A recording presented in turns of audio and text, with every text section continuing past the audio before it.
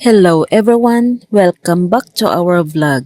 For today's video, samahan nyo kami habang niluluto ng aking husband ang aming masarap na ulam.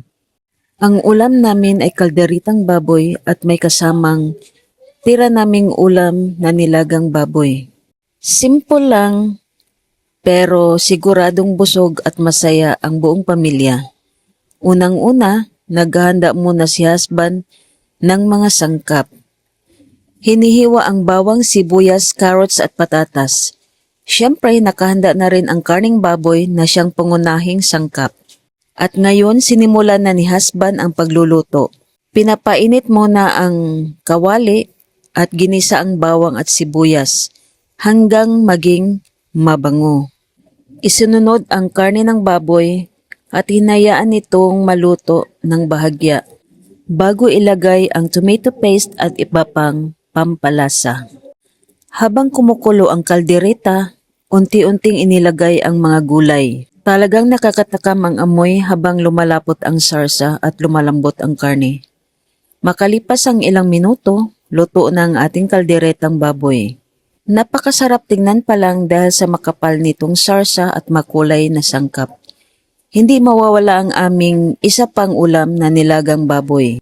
Kaya doble ang saya sa pagkainan ngayong araw.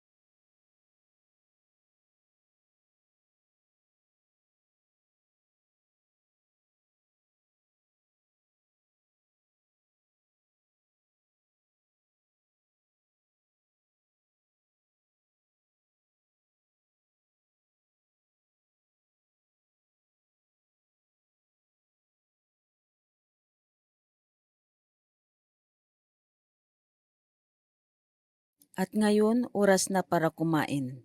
Sama-sama naming tinikman ang nilutong pagkain.